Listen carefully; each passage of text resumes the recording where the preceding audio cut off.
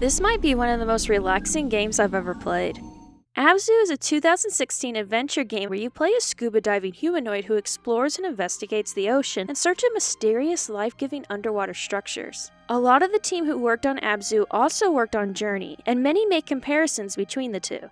Well, I've never played Journey, so this is not going to be a comparison video. And honestly, that is for the best. A lot of early reviews of Abzu just kinda skimmed over it as Journey but underwater. And that's not very fair to Abzu. The games are not officially connected, and in hindsight, Abzu has grown a mostly independent reputation as a relaxing ocean sim. Fresh off the development of Journey, director and art director Matt Nava wanted his game to be more vibrant and populated than the desert set of Journey. So, he created a pitch for Abzu and founded a new development company, Giant Squid Studios. Nava had a huge love for scuba diving and ancient civilizations and aimed to mix the two into the development of Abzu. Specifically, he wanted to invoke the dreamlike feeling of diving and the Sumerian and Akkadian mythological concept of Abzu. The idea of the myth is that sources of fresh water all flowed from Abzu, the primordial sea that flows below both the earth and the underworld. As with all mythology, the stories and rules vary as they are retold, but the finer details aren't important for us here. In fact, as we'll soon see, Abzu maybe takes place in a sci-fi setting and maybe even the future. It's notable that while designing Abzu, they didn't want to capture the feel of diving itself, but rather the romantic, dreamlike nature specific underwater experiences can bring. All the animals featured are real species, and the team took great care recreating their specific behaviors and ways of swimming.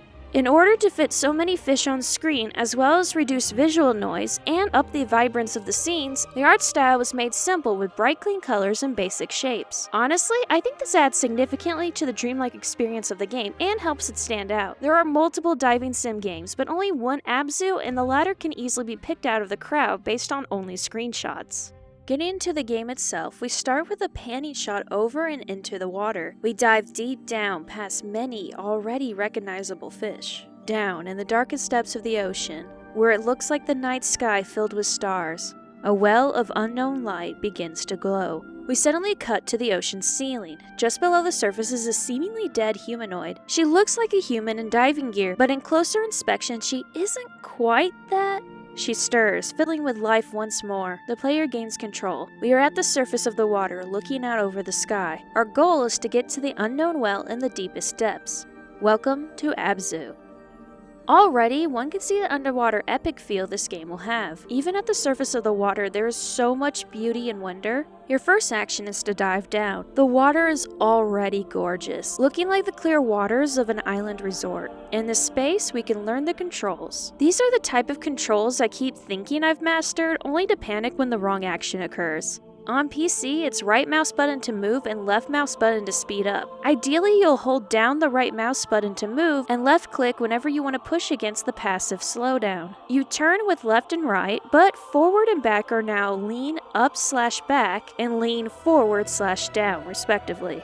E is a dedicated flip button and spaces to interact, but objects seem to switch between the two, activating them. It's not hard to get used to, but you only have about 90% control over your character at any given time. That number will also drop to 70% control in certain sections, where the camera will try to aim you in a certain direction. In other words, you'll probably fight the controls at least once a playthrough. It's about the same using a controller, with movement working similarly. Moving forward though, we are greeted by a large fish, a Goliath grouper. Here we are introduced to the mechanic where we can hold down a button, shift on PC, to hold onto and swim alongside big animals. If you've ever seen a SeaWorld show, it's basically that but with 90% less animal cruelty. The animals are passively in control during this and will often go about their normal business without noticing you. However, you can steer and influence the animal to going where you want, such as the surface to breach. It also names the animal you are swimming with, so by the end I was using it more for that feature than anything else. The grouper will pull us forward through a tunnel and out into an incredibly lush kelp forest. Any game dev will probably be impressed by the sheer number of fish and kelp on any given screen. In a GDC interview I'll link below, director Matt Nava explained that in order to not tank the machines with a billion processes, they opted for rigless fish and kelp. Basically, while most characters in a game need to have virtual joints to move and make poses, most of the animals in this game are boneless. The kelp uses a rope simulation, which works pretty well, honestly. closely. The fish use mesh bending simulations often reserved for foliage. Combining a set of preset movements and then limiting it to the back half of the animal, they are able to create convincing swim animations that can be configured to suit the animal's real swim patterns. Birds, crabs, and similar limbed animals use a mix of blend shapes that they switch to in sequence. It's all kind of amazing, and I can't help but want to try it myself. If you are a 3D animator or a game dev, I highly recommend you check out this interview. What does this mean in game? Well, it means we can have so many animals on screen that in a different game it would fry your computer to a crisp. Exploring the kelp forest, we'll leave some things for later in the review because pacing, and we'll eventually come across a little drone dead in the sand. Our diver easily reactivates the little guy and he'll join us in our swim. There are 2 more drones in the area and all 3 have the same black and yellow color scheme that we do. With our 3 little dudes following us, we can get past a wall of coral and continue on our way. Careful though, a great white shark is patrolling nearby, swimming on ahead. We'll definitely be seeing more of her later. Funny enough, I noticed midway through my blind playthrough that the shark was female, but great whites are almost always shown masculine, so I couldn't help but keep calling her Bruce and saying he. In fact, since females are slightly larger, most great whites in media are female. Similar to the dinosaurs of Jurassic Park though, it's just the default to assume large and dangerous animals are males. I'm not trying to make some kind of statement here about the perceptions of gender, as that is not in my nature, but it was just a funny observation I had.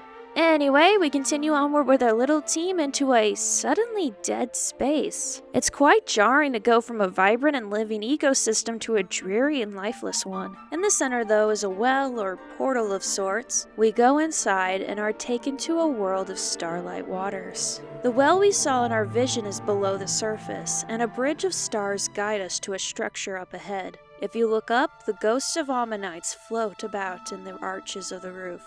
Everything is dreamlike and ethereal, clearly not of the mortal world. We follow the path of stars to the structure. The diver takes a glowing blue orb of liquid from her body and places it into the structure.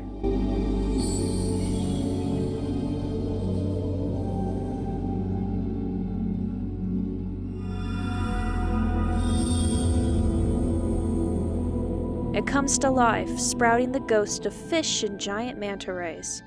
As we return to the surface, a glowing blue water floods the dead space, and from it sprouts all manner of sea life, till it is just as alive and vibrant as the kelp forest before. A coral tower springs from the structure that sits on the well, and lights up everything. It's genuinely beautiful, and I wouldn't blame anyone for spending hours just relaxing to the music and imagery.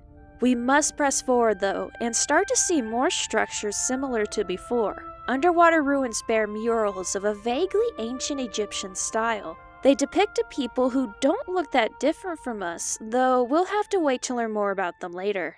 We press on. Oh! It seems the shark might be following us. Don't forget to explore this vast open space, by the way. There are secrets in the deep that are easy to miss. On the other end of the canyon is a strange giant door. Unlike what we've seen so far, this door is futuristic, intimidating, and industrial in design. It distinctively doesn't belong in the gentle nature or regal ruins we've seen so far. Still, it opens for us, and any drones we still have leave through compartment doors. We go on through to the next chapter. Nice intro, huh? I enjoyed it. It's beautiful and simple with hints of what's to come. Despite how wondrous it is, I feel it's probably the least interesting level. That isn't a negative, by the way. I just think all the other levels are even more interesting and beautiful than this one. This is also where I double-check to make sure you get the spoiler warning. As with all my reviews, I'm going to give full spoilers, but I will be giving them in a linear fashion. So if at any point you are sold on playing the game yourself, just take note of your timestamp or chapter, go play the game, and then come back to compare notes. If it seems like something you might like based off of this first chapter, then I highly recommend it. It's a very pleasant and relaxing experience, and I plan to spoil all the surprises in this video. Anyways, before we continue further, I want to establish some names for the sake of convenience. There is no dialogue in this game, and there's no author-established interpretation. As such, the names I'm about to give things is purely so this review doesn't get cluttered with long descriptions for things we've already seen. These names are not meant to influence your interpretation, but they were based off of a previous version of mine. The diver is pretty straightforward, as is the great white shark. The glowing blue water will now be called Abzu. The starry sky place will be the underworld. The ruins belong to a nameless ancient civilization, and the orange intimidation triangles will be the future tech. Again, these names are purely for the sake of convenience. We good? Cool. Onwards to Chapter 2. Most of the early game will greatly resemble the first level. There will be a thriving ecosystem followed by a dead one that is brought back to life by the diver. This isn't the formula for the entire game, and the details and set pieces of the individual chapters stops things from getting too stale. In fact, we start this chapter with something completely new, an ocean current. You are carried along a narrow pathway, and the only controls you have are the side movements. If you swim into a school of fish, they'll flash white and follow you. The currents take us through a tunnel system, giving us a peek at the upcoming biome. A pod of common dolphins join us, and we get a glance of the Great White. Out through a bioluminescent tunnel, and we finally rest in a pink coral field. This place is beautiful and is a good spot to talk about some of our collectibles. Throughout our adventure are these empty wells. Getting close and activating them causes an often brand new animal to spring forth, usually a unique or higher food chain species. For example, here there is a spring for pufferfish, gray reef sharks, and the cutest animal that'll probably be extinct by the time you watch this, vaquitas. As relaxing as the game has been so far, you might be wondering if there was a way to just enjoy the fish and scenery while taking a nap, studying, or just working on something while the game plays in the background. Well, this game has you covered there.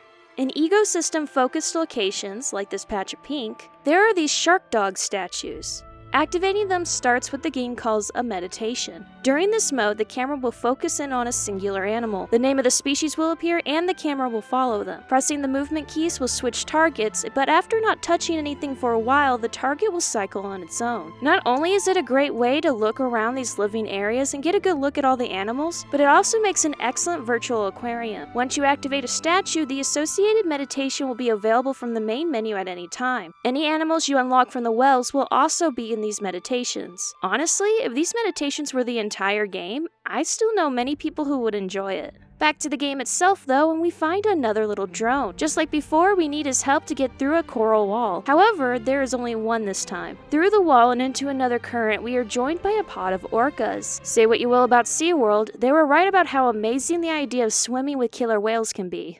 A glorious breach to the swell of the music and...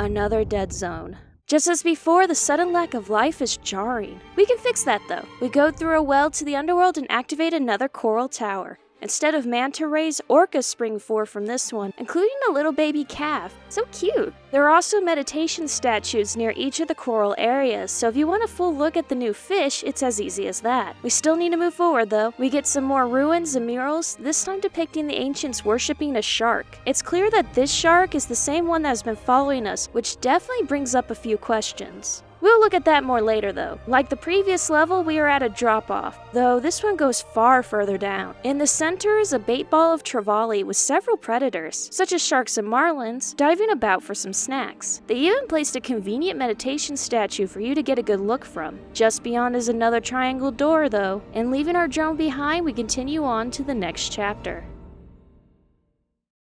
One can tell immediately that we're going to get some lore in Chapter 3. For one, the first ecosystem in this area is a set of ancient ruins. Continuing on with the underwater Egyptian theme, the statues depict shark, eel, and other fish-headed humans, and funny enough, the long-extinct armored-jawed fish, Dunkleosteus. Interesting. Giant chains hold the doors closed, and setting them free causes Abzu to flow from the Dunkleosteus mouth. It seems that the ancients also used Abzu as a power source of sorts. Let's put that to the side a bit for now though, and let's talk about the final collectible. Throughout the levels are these see-through ammonite shells. They're often placed out of the way or near specific structures, which encourages the player to explore and take in all the scenery proper. At the end of each level is a mural depicting a spoiler-free image of each level and all the shells you've collected. This usually isn't too helpful though, as you can't backtrack within most chapters. So, if you miss a shell, you'll very likely need to replay the level to find it. It does make a nice checklist though, and there are not very many shells to find. This game is not a collectathon by any means, which is good considering how much that would take away from the natural environments. I'll address the reward for collecting these shells later. Just know that you'll need to keep an eye out for them while playing. Through the chained gates, we enter a tunnel. Near a shark-headed statue is our great white friend. Considering how much we've come across this shark now, and how little she has shown aggression towards us since the first level, it's becoming more and more blurred on who is following who. It's easy to assume the shark is hunting us, but it's more and more likely the shark might be trying to either go the same direction as us, or is trying to flat out lead us somewhere. Either way, both parties are keeping their distance. Through the tunnel ahead is another dead zone. We activate the coral tower and are rewarded with whale sharks. The ruins section this time is a bit more extensive. The murals depict the ancients collecting kelp, collecting Abzu, and pouring the Abzu into other waters, spreading life and growing the coral towers. An aqueduct of Abzu runs down the center of the room to a center fountain, which when activated lights up the room and opens the doors. Not only did they use Abzu as a power source, but they also spread it to promote life and harvest. The next room depicts something very interesting. Not only does it show us holding the Abzu, but also the future tech doors. Does this mean the ancients are not so ancient? Or did they predict us in the future? It shows a future tech pyramid with connecting smaller pyramids taking and drying up the Abzu, killing seaweed and crumbling the coral towers. And we stand on top of it all. In the next room is the shark again, and the coral towers with each of their associated animal. In the end, we leave with more questions than answers. On to the next chapter. Chapter 4 is entirely deep sea, with a focus on bioluminescent and giant sea life. We cross a small tunnel to a massive open space.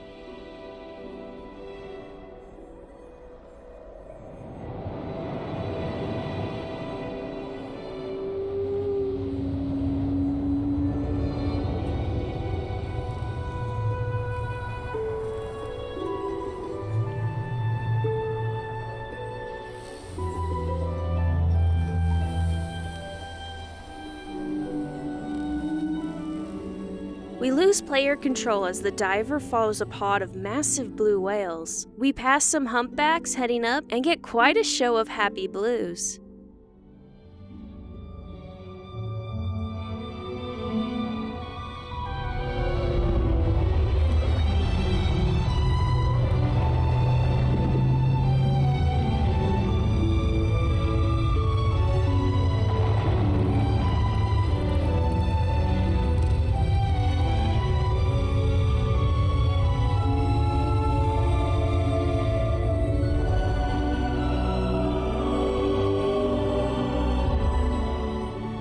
We break away to a seemingly dead area. They even cut the music like before.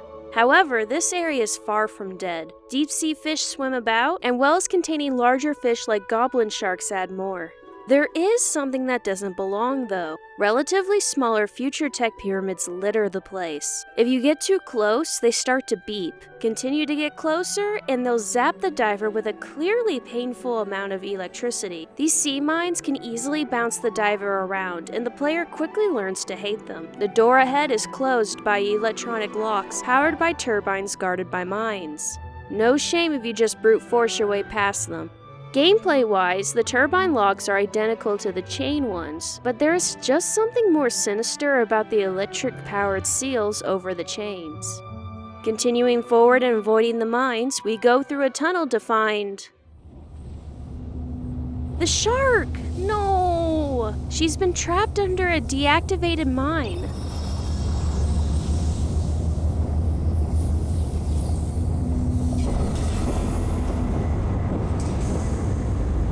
Thankfully, the diver can set her free. The shark gently swims next to the diver, seemingly thanking us before swimming off. It is clear now, the shark didn't ever mean us any harm and is clearly more intelligent than she seems. We swim onward through the tunnel to a massive abyss. Geothermal vents reach upward and we follow a pod of sperm whales down into the dark. Viperfish, squid, both small and colossal, and even some blobfish live here in a surprisingly slow and calm ecosystem. There is an emptiness of sorts to this place, but it's not necessarily a bad thing. The dead zone of this chapter is just a hop over, and the tower springs forth colossal squids. There is no ancient ruins section of this level though, as the doors lead to a tunnel leading even more downward into the dark. Another pyramid door, though this one seems to lead to an entire complex. Mines guard the entrance, but our shark friend is already headed inside. We follow her to Chapter 5. We are in the Future Tech facility. Harsh reddish-orange lighting serves as the literal opposite of the greenish-blue of the ocean outside. This place is clearly artificial and abandoned of all organic life. The place is decrepit and damaged. Chunks of walls are missing, and sea mines have crashed into the halls. We see an assembly line producing drones, the same drones we had befriended earlier in the game. Further along, we see a similar line for the mines.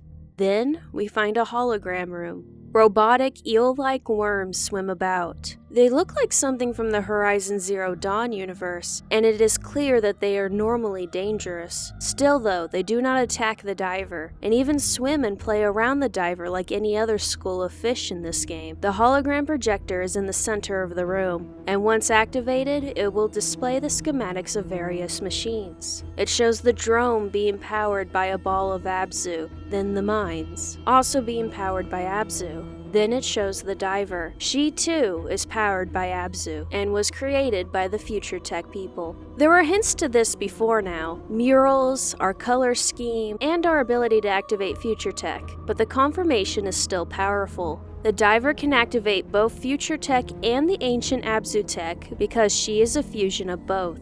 Pressing deeper into the facility, we enter a frightening room. That's right, the player must navigate the diver through the mines. She is already unwieldy to control, but now she is bounced around the room by the mines. It is extremely easy to become stun-locked here, and in a small mercy, the mines are destroyed after they discharge. After what feels like forever, we finally reach the other side. The core is before us, as well as our shark friend.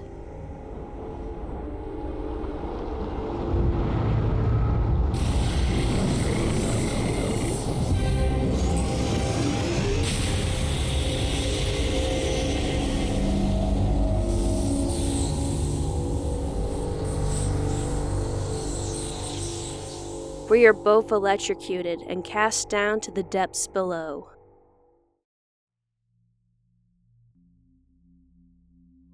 We wake up in pretty bad shape. We have been reduced to a burnt skeleton. Our orange triangle core is now on full display, rubbing our origins into our face. There is no question now. We are a robot created from the same technology that has been severely damaging the ocean. What's worse is the electric shock has fatally wounded our shark friend.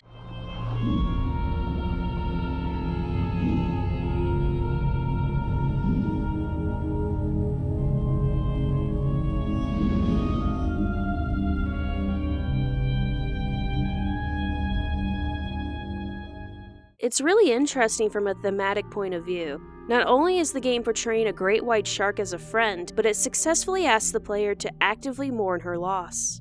Still, we must press on. It seems we have fallen into a sewer of some sorts. Where exactly are we, and...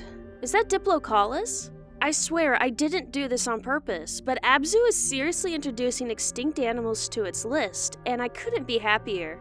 I legit didn't see this coming. Yeah, there were ghost ammonites and Dunkley imagery earlier, but I was under the impression it was just an aesthetic to convey the old age of the ancient civilization and the underworld. To see active and alive extinct animals here is legit exciting. As we look around, it is clear we're in some kind of ruins from the ancients. In addition to their art and architecture, there are trees, grass, and artifacts. This space seems to be a garden of some sort. And in the most surprising twist yet, the diver can get out of the water and walk around on land. It's genuinely unexpected, as even though she has legs in a humanoid shape, it just always seems like she was constrained to the water. Wandering about, it seems that the ancients were land-dwelling and these gardens were sacred to them. Life abounds everywhere, and even after being abandoned, the foliage and ecosystems are healthy and beautiful. Up some stairs, and we walk into, in my opinion, the most beautiful area of the game. White birds fly about skylight-lit ruins. Several pools of dark but clear water make up the floor. Ancient statues and tile work look simultaneously in ruins and like art pieces. A dive into the first pool reveals many small extinct animals ranging from living ammonites to dolichorinops to helicoprion to even the distant ancestors of all land-dwelling vertebrates, Tiktaalik. There's even a Tyrannosaurus skeleton to really hammer in everything. With how everything present is from completely different time periods, varying from Cambrian to modern day, it's likely these animals were manually placed here as part of the gardens. A chain door away, and we see more Abzu fountains and impressive fauna. We briefly explore the dry ruins before jumping into a new pool. This one houses a pair of elasmosaur, who are probably my favorite animals in the whole game. And again, I swear I didn't do this on purpose. I decided to review the game only one level in and before seeing any of this. But here, we can swim with our favorite dolphin-flavored reptiles, Ichthyosaurus. Legit, I had no idea I would cover 2 games in a row with them. I really didn't know they would be in this game. As wonderful as this area is, I doubt y'all clicked on this video to hear me gush about extinct animals the entire time. We activate an Abzu-powered door and move on. We swim through the massive ruins and take in the local art scene, making our way to a pool that seems to have been a massive hallway. The hall has since become a speeding waterway, taking us and our new, less-than-extinct friends through a breathtaking tour of the now flooded ancient city. Even though the locals are long gone, the city still holds strong and pristine with a distinct mix of sea-flavored Egyptian and Athenian architecture. We are released into a grand room. It was clearly modeled after the underworlds. The ghostly buildings of the starlit ocean are now given a physical form, and at the bottom is the final portal to the underworld itself. In the center is the input point for Abzu.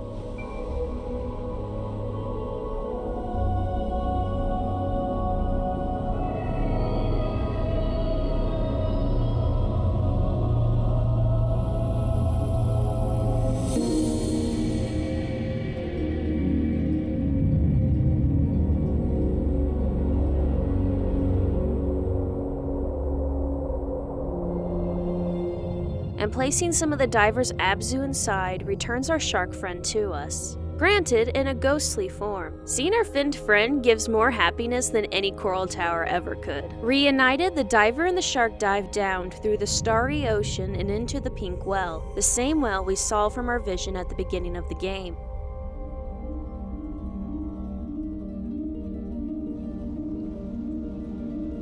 As we travel through, the diver's body is restored, and as we come out the other side, we are greeted with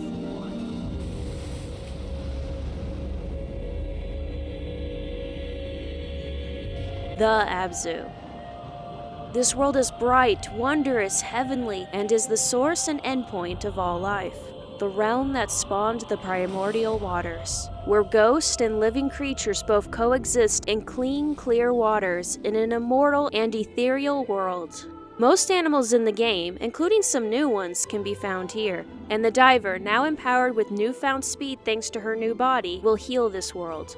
The future tech is here, and seems to be harvesting the Abzu from the source. This explains why the wells from before dried up. The diver and the shark destroy the power sources of the pyramids, freeing the coral towers and the associated life. The water rises each time, giving passage to the next area. Each of these areas are recaps of the previous coral towers, building up emotions before the finale. We swim through the waters out to a gorgeous polar landscape. Giant blue whales breach here, and you are welcome to dance with them and your shark. By this point, you've gathered a massive trail of fish, creating a ribbon tail of rainbow colors behind the diver. Don't forget to check out the out-of-the-way polar bear and penguins. This section in of itself is a ballet expressing a grand love for life and the beauty of nature. I could spend literal hours in this space, just swimming in shapes with the beautiful animals on display. We still have a job to do though. Looming over the waters is the final harvester. It is larger and more intimidating than any of those before it. Inside, we are greeted with a seemingly infinite field of landmines. This time we are prepared though. With our shark friend right behind us, we easily tear through the mines, enacting our revenge for all the times we were shocked before. I have to admit, it feels pretty good. The music swells more and more, building up to the climax as we ram into the core, destroying it.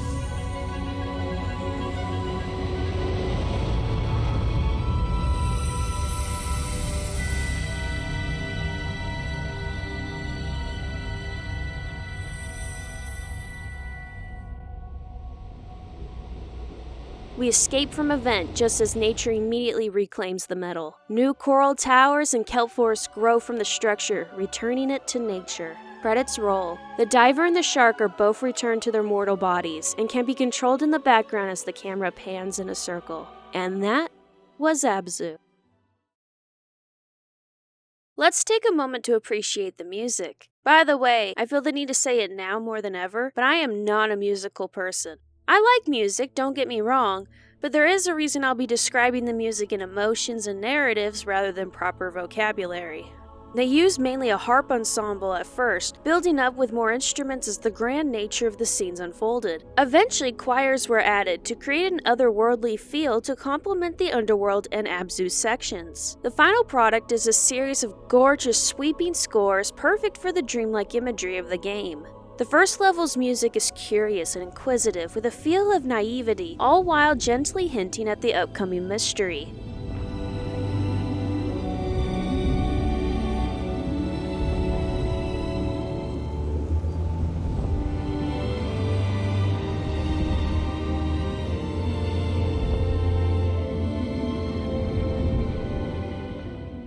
The coral reef theme is alive, bouncing in a way that invokes the movement of the fish.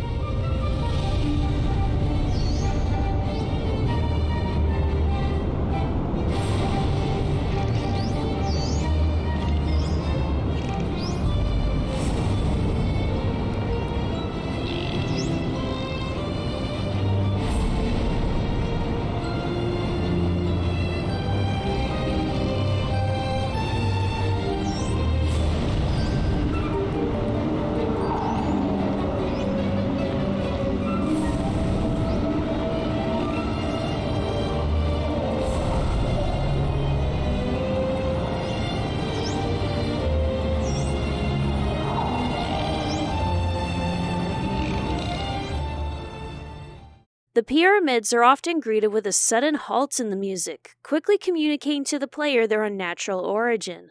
The sinister music that plays inside the facilities are harsh and alarmingly different from the previous areas. The instruments are heavily processed to give a purposely metallic and threatening tone, while a single soprano gives us a few hints at the diver's theme.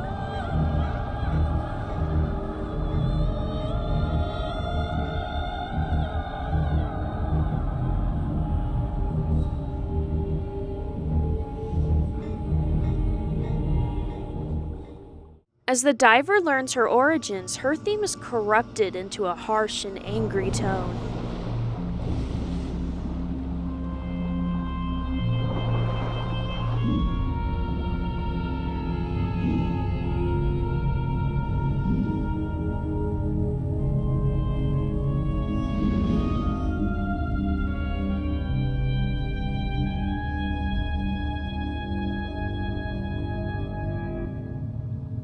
The underwater city's motif is healing, returning to a distinctively curious narrative as calming but lively instruments are introduced, which eventually lead into the fast-paced and joyous theme appropriately named Ichthyosaurus communis.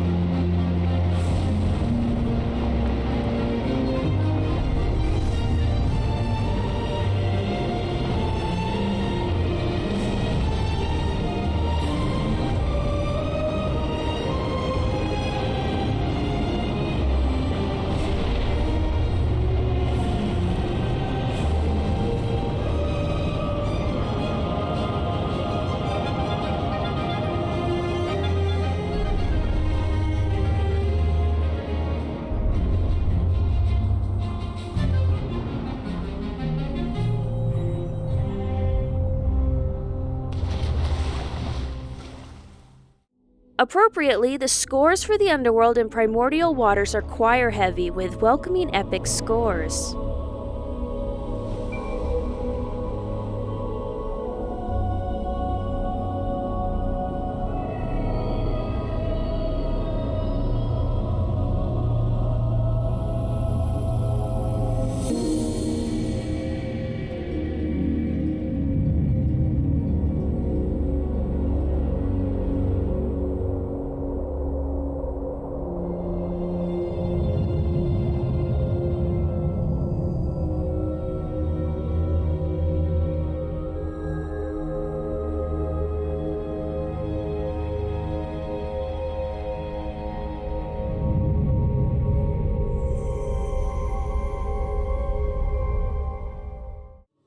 The grand finale, started by the music cut of the pyramids, grows grander and grander, using the previous curious tones to swell into a grand finale.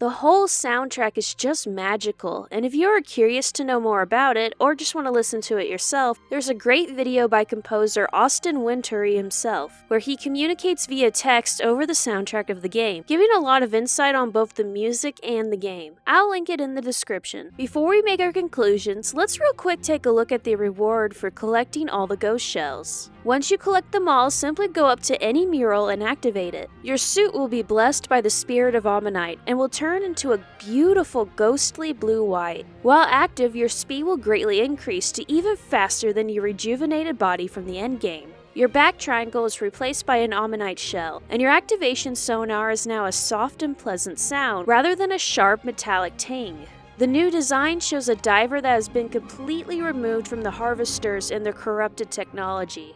She is now part of the ocean just as much as her shark friend.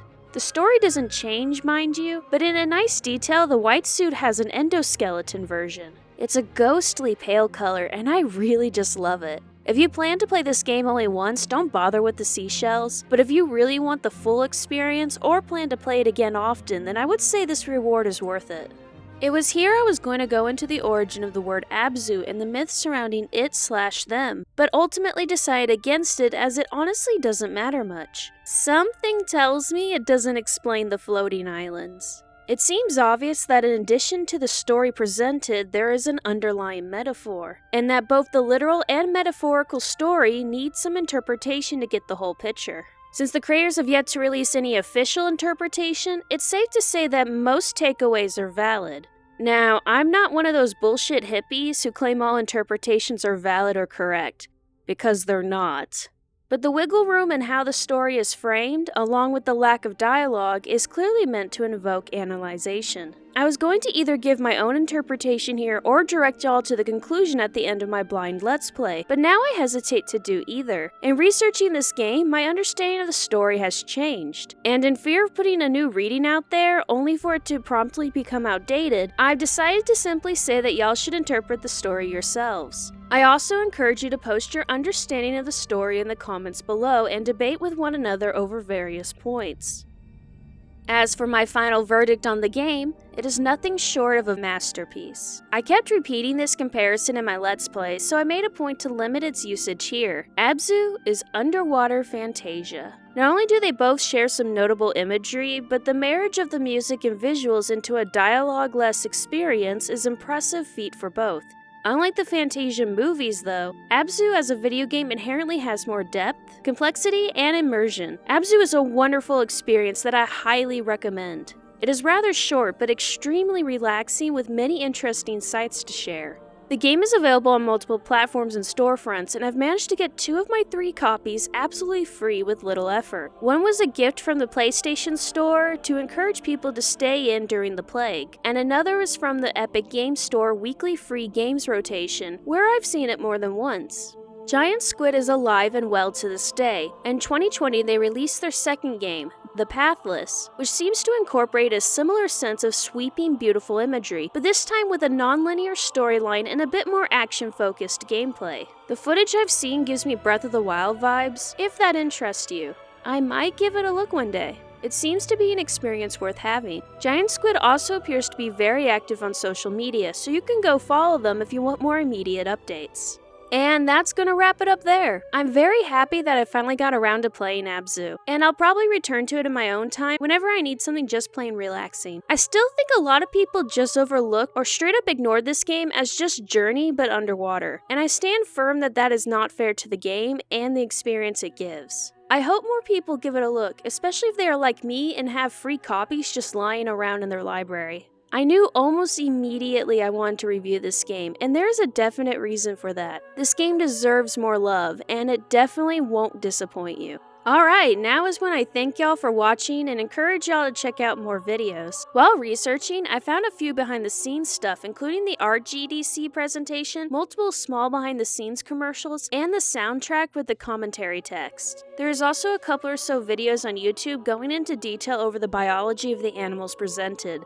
And while there are too many to link, I encourage you to check those out if you are a zoology nerd like me. Finally, we have my own channels. Over on my Let's Play and Stream VOD channel, I have a blind Let's Play of the game, which should be out in its entirety soon, if not by the time you watch this. Over on my other channel, I'll be uploading hour-long versions of the meditation sections. Again, they will all be up shortly if not already. A playlist for them will be linked below. There will probably be versions with and without music respectively, which will be uploaded to that channel over time. And that's about it, I think. I'm sincerely happy that you've gotten this far and have given my videos a chance. I got sick about halfway through this review and ended up having to re-record several pieces of narration, so I hope it wasn't too obvious. As I mentioned in my previous review, I'm saving up most of my really big projects for 2023, so if you want to get in on those and what I make in the meantime, I highly recommend you like this video so I know you watched up to this point, leave a comment talking about how much I suck or your experience with Abzu, or even just your favorite fish, and then subscribe so you'll be alerted to my next video. Once again, thank you so much for watching and have a relaxing day.